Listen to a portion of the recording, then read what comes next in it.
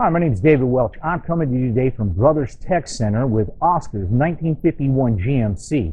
Now, this is a virgin truck that's hardly had any work done to it. What we're going to be doing today is getting it a little bit safer and more roadworthy. The first thing we're going to be doing is taking care of the bearings on the front axle. Why? Because they came with original style ball bearing bearings. And those just don't have the contact area, and they just can't take the stress that the radial tires and miscellaneous other road conditions are going to be delivering your truck these days. So we're going to go ahead and we're going to stick in these roller style bearings that all your modern cars come with. We're going to get safer. We're going to get on our road. Let me take this apart and I'll show you why the ball bearings are so bad for you.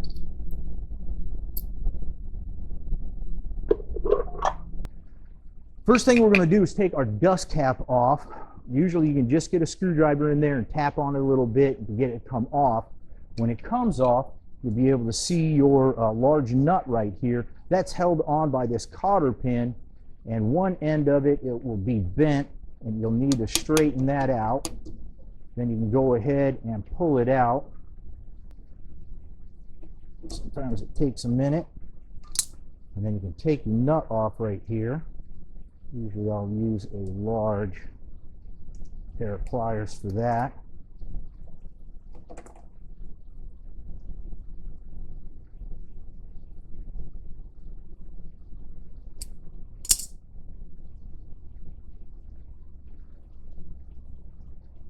Now here is a large washer. The thing you want to note about this washer is that it has a little notch in it, and that little notch that you can see right there, that notch lines up with the notch that is in your spindle right here, and when you put it back together you want to make sure you line that up. This is your inner bearing race right here, and your drum will hopefully just pull off like this.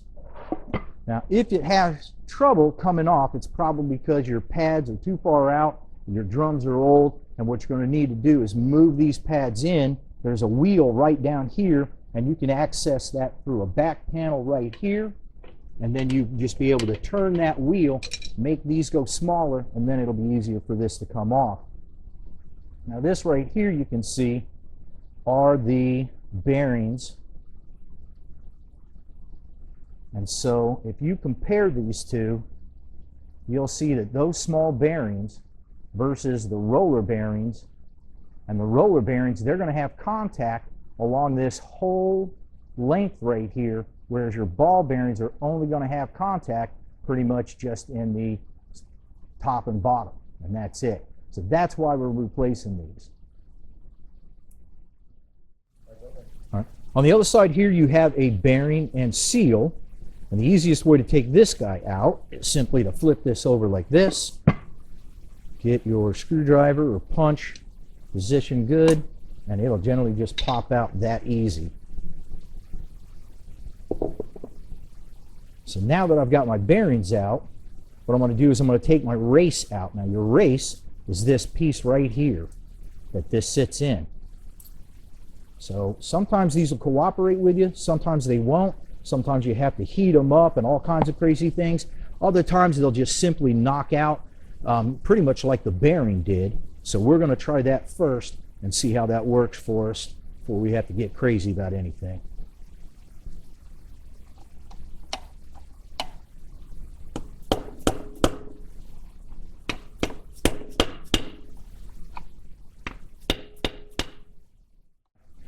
Here is the old race that came out. Now what you want to note on this is that there are these notches right here, and those are the only places that you're going to be able to strike in order to get the bearing race out. So hit it in those 4 spots. You'll just hit one spot, move to the next spot, move to the next spot, and just keep doing that, and it'll generally start working its way out. If it gives you a problem, soak it in oil, give it a while.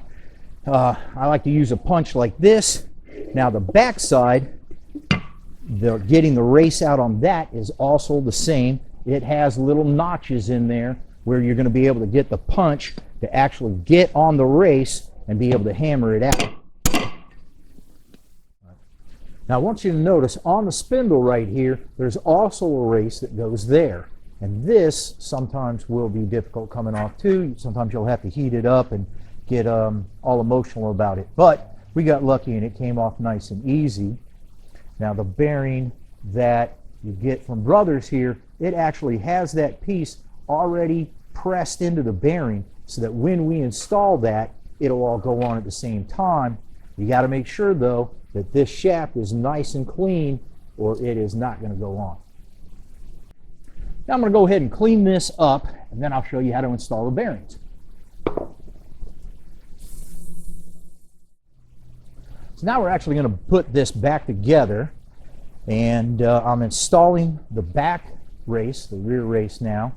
So I'm going to make sure that we've got the bearing receptacle here nice and clean. Sometimes when you're taking this out, you might scar it up some or something like that. So you take some oil and some emery cloth, make sure that this is all nice and smooth. Otherwise this is not going to go in all that easy. So what I want to do to get this guy in, there's a couple of different ways of doing it. Obviously oil is going to help you out. So we're going to put a little bit of bearing pack grease on this and in here.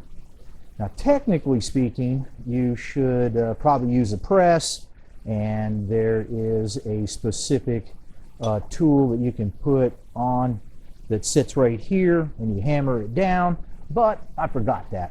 So I'm going to show you how that you can do it at home without that stuff, which is more than likely what you're going to end up doing anyway. Now putting the bearing race in here is a little bit tricky, and you don't want to get too carried away with it. You got to get it set in there pretty nice and even, and then you just want to tap it in like you were going to be doing a bearing seal. And if you work one edge in too much, then it's going to get cockeyed and it's not going to want to go in even. So you have to walk it around and just slowly bring it down.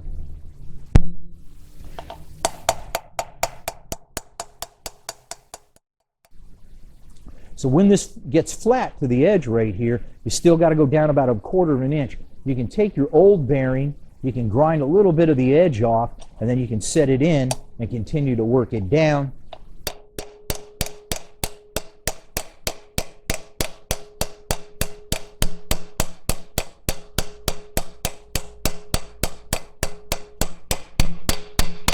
And you can hear that different tone when it bottoms out. Now we know we're at the bottom. Now I'll take this other bearing out. That's going to take me a minute here. And then I'll show you how to do the front one. So you want to run your finger inside here and feel for any nicks or gouges.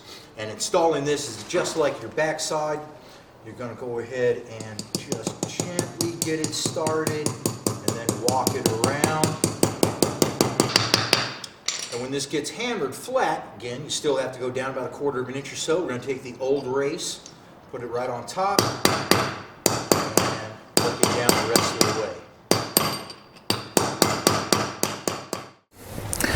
Now comes time to pack our bearings and install them. Now there's a couple of different ways to pack your bearings. It's very, very important, obviously, to make sure that you get bearing grease all the way through every single nook and cranny on this, because your car is riding on this. So now this little device right here, it's pretty inexpensive. You can pretty much find it anywhere. And all you do is you just get it and you pop it right onto your Zerk fitting gun like that. And you just go ahead and you pump this. And you're going to just keep on pumping it until you see the grease come through the top of the bearing and really fill every single nook and cranny on that. Now even after you get done with that, you're still going to want to encourage the grease into a few more places. But here you can see that the bearing grease came all the way to the top. Here on the sides, maybe not as much, so we're going to go ahead and encourage a little bit more to go in there.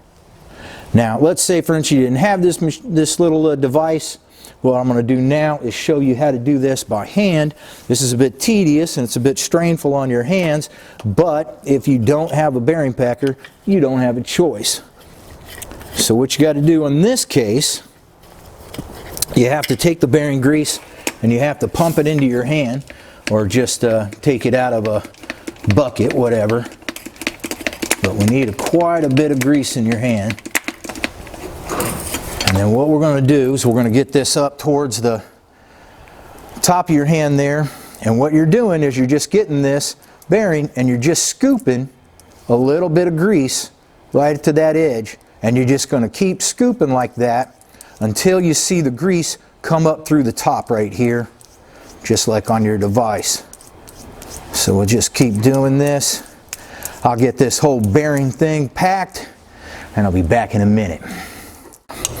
Getting ready to put the bearings in. Before I do, I'm just going to put a little bit of extra grease inside here. I'm going to make sure that the race has a nice coat of grease on it. And then I'm going to go ahead and install the guy there. And then get that all looking good. This right here is your seal. We're going to get some grease on the seal. And this is going to install just like your race did. It'll just sit right in there like that. And then you're just going to lightly tap it in to get it squared up. Don't get carried away. Nice and even. Obviously your front bearing is going to be the same exact process. Now we're ready to install. I'm going to put some grease on my spindle here and we're all ready to go. I've also made sure that I've got enough grease on my seal and everything. So now we just go ahead and slide on. And that goes nice and easy. We've got our large washer right here. Again, keep in mind that it's got that slot in it, or that it's going to go right on there like that. And then we're going to go ahead and tighten this up. Now this is a real critical point right here. You know, over your life you've always been thought, hey, it's a nut, I'm going to tighten it down all the way till it stops. You cannot do that on bearings. Bearings have to be, so to speak, a little bit loose. So what we're going to do is we are going to tighten this guy up, and we're just going to get it snug.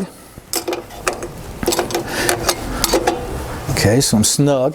Now I'm going to roll my bearing, make sure it's free, get my grease running around. I'm going to tighten it up a little bit more, and you can see it's starting to drag on the drum now, so that's too tight. I'm going to back it up about a quarter, maybe an eighth of a turn. I'm getting a nice free wheel there. That's going to be good for me. Now I'm going to go ahead and get a cotter pin, put it in there and bend that on over. We'll get our dust cap on. Now when you put your dust cap on, you know, you always want to hit it on the top, but you really don't want to do that because they'll get caved in and then they won't stay on. What you want to do is you want to tap it on the lip right there so that you don't mess up your cap.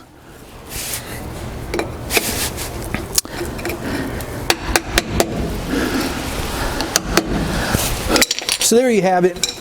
Really doesn't take that long, and we're going to be a lot safer now on the road. So be sure you check us out on Facebook, Instagram, and when you're on the YouTube channel, subscribe, because I'm doing all these videos for you guys to get your trucks back on the road. I'll see you out there.